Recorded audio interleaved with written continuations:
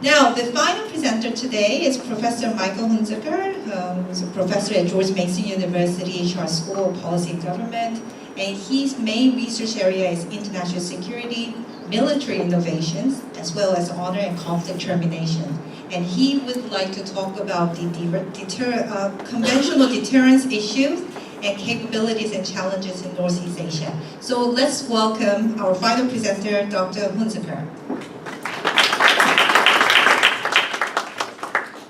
While we're working on this, Professor Kwan, thank you very much for the kind introduction and for organizing this panel. Deans, distinguished guests, colleagues, and students, thank you very much for attending this afternoon. A word of warning before I start, it's about 3 in the afternoon and I'm on my 6th cup of coffee. So if I start to talk too fast or if I spontaneously die, apologies in advance. What I'm going to try to do in the 14 minutes and 29 seconds or so that I have remaining is synthesize a series of research projects that I have been working on for the last 4 or so years. And the common theme that unites all of these projects is that I am interested, and my colleagues who I've been working with are interested in better understanding America's global deterrence posture. And specifically what I mean by this is we are focusing on America's conventional deterrence posture in general, and in particular, the role that ground forces play in this. And I think this is an important question for one very simple reason. The United States has over 60 defensive alliances and treaties and pacts.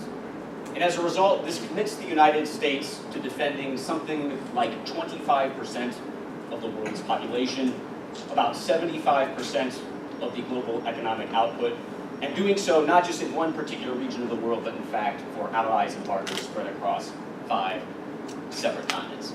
And as a result, deterrence is an essential tool in U.S. national security strategy to help the United States, if nothing else, avoid strategic insolvency.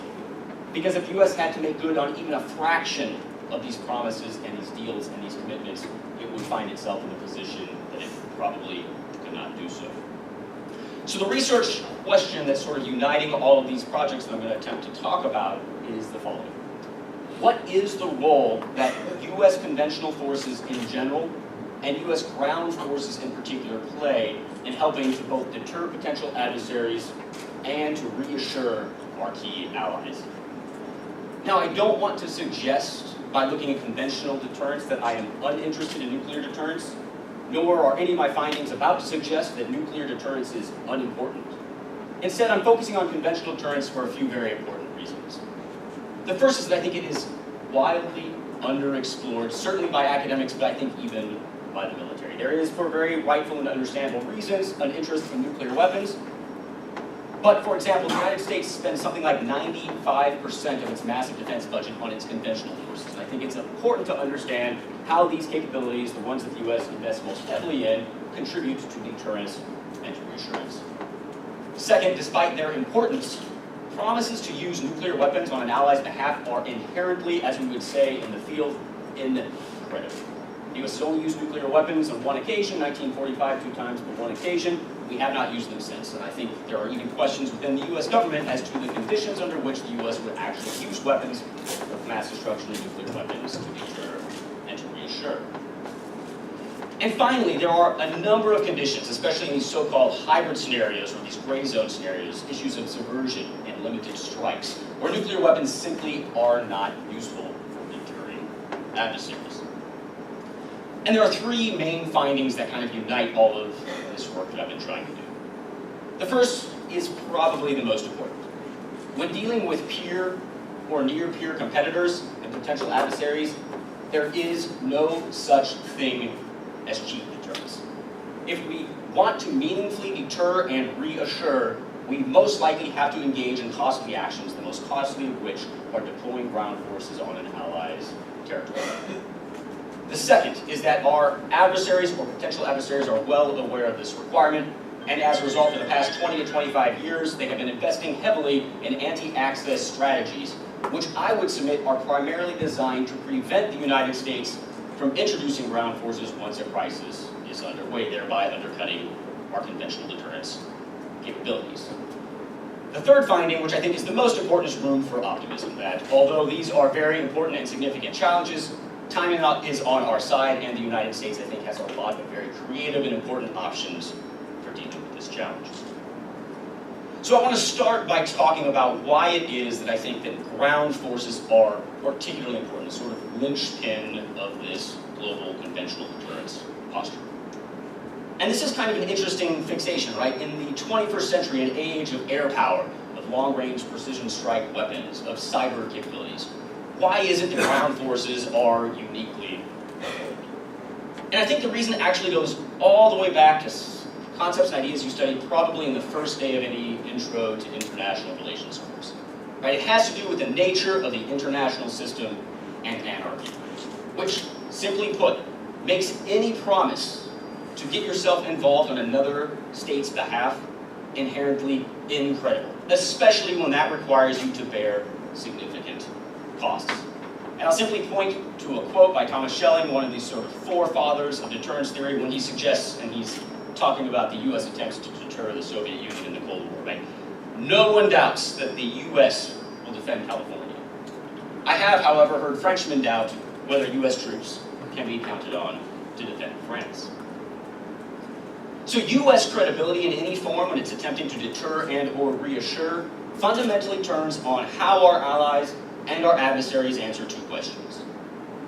Will the U.S. make good on its threats? In other words, does the U.S. have resolve? And second, can the U.S. make good on its threats? Does the United States possess the military wherewithal and capability to do the things it says it's going to do? Almost everyone understands this first question about resolve. I would submit that there is too much fixation about the role that U.S. conventional military assets play in terms of performing a tripwire function. And again, just point right back to Thomas Schelling, and this is a quote probably everyone has seen or will soon see in their studies of deterrence. Right? What can 7,000 troops do against a Soviet invasion? Put bluntly, they can die. They can die heroically, dramatically, and in a manner that guarantees the action does not stop here. Right? That's important. And if you read any of the stuff coming out of how the United States is currently attempting to deploy its conventional forces, there's almost too much fixation on this tripwire function. I would argue, and I think my research bears out this fact, that U.S. capability is probably at least as important, if not more important, than this kind of resolve function that ground forces play. I would submit in my interviews with high-level officials in a number of countries, I think bears this out, that allies don't value U.S. troops because they can die. Right? Allies value U.S. troops and adversaries fear U.S. troops because, to be blunt, they can kill and they can win. Right? And just do this thought experiment. If allies and adversaries only cared about the U.S. having skin in the game, the U.S. could save hundreds of billions of dollars a year on manpower by simply deploying untrained and unarmed conscripts. Lots of evidence, I've simply laid out the logic, but here are some things you can kind of look at, and I would be happy to share with you afterwards or in the Q&A to sort of buttress this basic argument.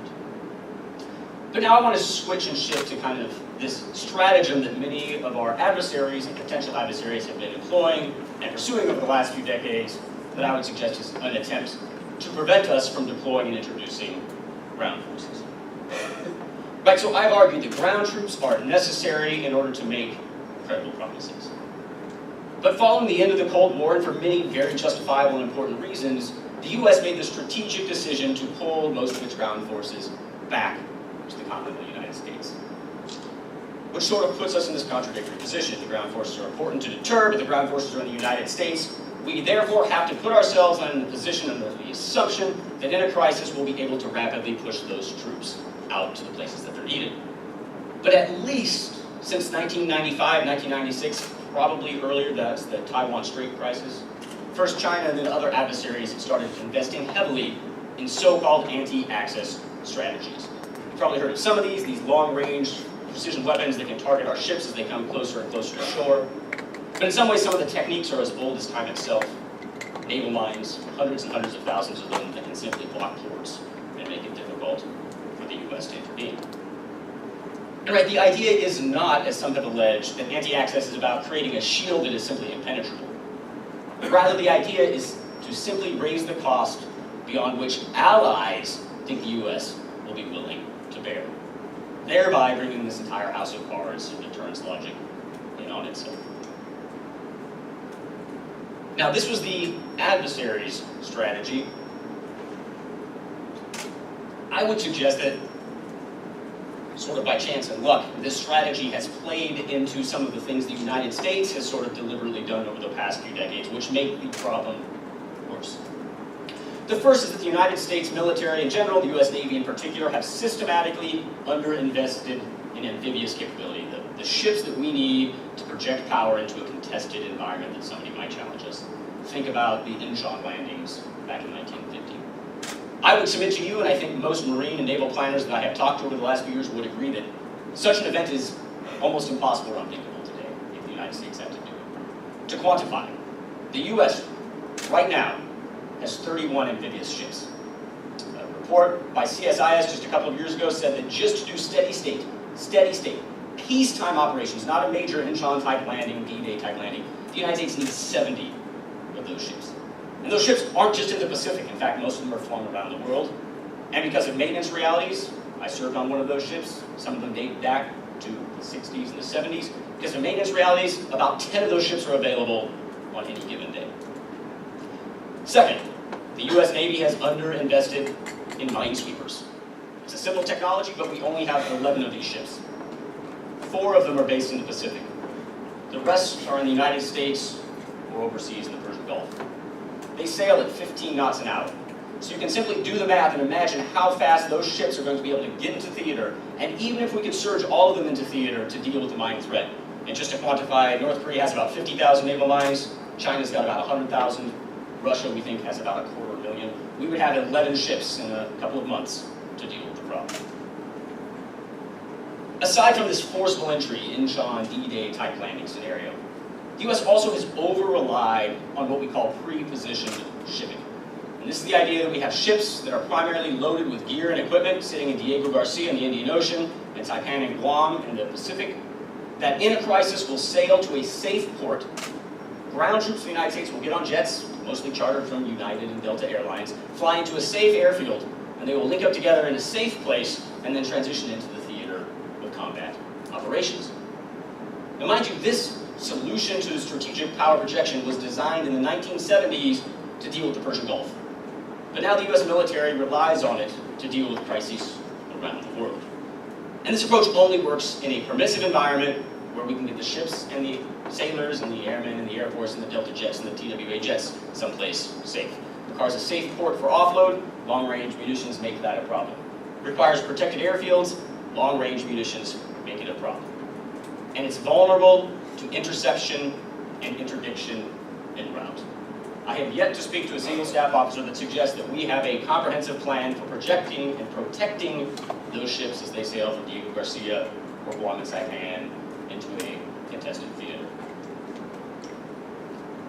Finally, I would suggest that for reasons of fixation and focus necessarily on Iraq and Afghanistan, and now Syria and elsewhere, the US military, the ground forces have largely lost their ability to conduct conventional operations.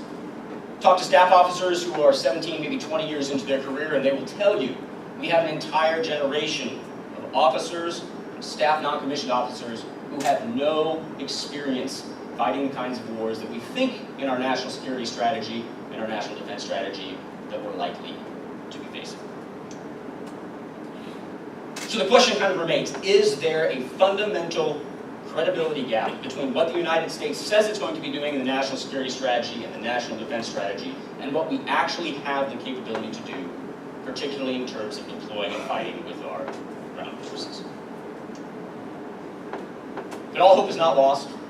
There are opportunities, very important silver lining. In case you're curious, this is a picture, and I'll get back to it in a second, this is a picture of a defense manual published a couple of years ago by the Lithuanian government. There's a country that faces a serious deterrence problem, it's Lithuania. And it's basically helping teach civilians how to wage guerrilla warfare. So the most important piece of news is, right, nothing that I just talked about is new news to the Department of Defense. It's been working on this issue for the better part of a decade to a decade and a half. And it's been focusing very heavily, I would suggest, on a range of what we might call operational concepts. These are the acronyms, happy to explain them in Q&A if you want. Most important, though, is if you read the 2018 National Defense Strategy, These issues are so important that they are now making their way into top-level official documents. And the US military is focusing and investing very heavily on some very important attempts to mitigate this challenge, such as hardening our bases, dispersing our bases so they're not all in one place, something we see playing out right here in the peninsula right now, and investing heavily in tactical and operational missile defense. There's another reason, I think, to not be overly worried about the problem, at least not here now. If you read a lot of the policy literature, there seems to be a great deal of rhetoric about this risk of a fait accompli strike, a land grab in the Baltic region by Russia, or perhaps a lightning invasion of Taiwan by China. And while we certainly do not want to discount these types of threats, we should certainly be on guard for any types of scenarios, I think arguments about fait accompli strikes are overwrought, and therefore they're dangerous because, for reasons that Professor Koblitz already suggested, they're escalatory. Simply put, for all the hand-wringing and writing about this Russian ability to rapidly deploy troops anywhere in the world in 24 or 72 hours, an exercise is not indicative of a real-world scenario. And even our most aggressive potential adversaries might want to attempt a limited lightning strike to present a fait accompli invasion. But the fact is that's not their call to make. They recognize that the US and the Allies will likely escalate. And so they have to be prepared for a large-scale conflict, even if they would prefer a limited conflict. As a result, they must stockpile tremendous amounts of gear and equipment and ammunition and medical supplies, all of which are quite easily detectable by US intelligence, surveillance, and reconnaissance assets. That will likely give us the kind of warning that we would need to surge forces into place, at least against a sort of fait accompli lightning scenario. The third opportunity, and this is the one that my colleague who's written a lot of this with me and I want to focus most on, is a, I think, fairly unique strategy for dealing with this challenge, but a strategy that's probably only useful in our most, or for our most vulnerable allies, those closest to potential threats. And this is the idea of using guerrilla warfare, popular resistance, and insurgency as a way to deter adversaries who are very geographically close to their potential targets. I would suggest that guerrilla warfare, insurgency, popular resistance is the ultimate form of what we might call deterrence by denial. Which is to say, you might have the ability to quickly seize our territory, but you will never be able to occupy us, certainly not at a cost which is politically or economically acceptable to you. So to the degree that our allies, and I'm most definitely not talking about South Korea, but our allies in the Baltic region and perhaps in Taiwan, are worried about a lightning strike or fait accompli attack, this sort of stratagem will help kind of hedge against the risks and the threats entailed. I also think for everything I just suggested about 17 years of counterinsurgency making it difficult for US forces to fight conventional wars, there is a flip side to that. In every weakness, there is an opportunity. The opportunity here is there is no fighting force in the world, perhaps in history, that would be more equipped to teach its allies how to wage insurgency than the US military, which has deep and profound experience at almost every level of command in sort of fighting these types of conflicts. Finally though, as I said before, this is not a strategy that we are attempting to suggest one size fits all. It is most assuredly not suitable for a range of threats and challenges, or for a number of our allies. But for a number it is, and I think it's something the US should focus more heavily on. So that concludes my presentation. Happy to answer any questions you might have in the Q&A. And for those who are interested, here are some readings you can take away. Thank you. Thank you, Michael. It has a great implications for us, particularly in Korea, where we do have U.S. military ground troops based here, and U.S. is our strong alliance and allies here. So I guess there will be lots of follow-up questions for all of you. I think these were 4 excellent presentations that we don't come across every day, and I think it sort of stretched my comprehension, at least, on international security beyond the level. Actually, the presentations brought me beyond my comprehension of international security. So this was an amazing experience.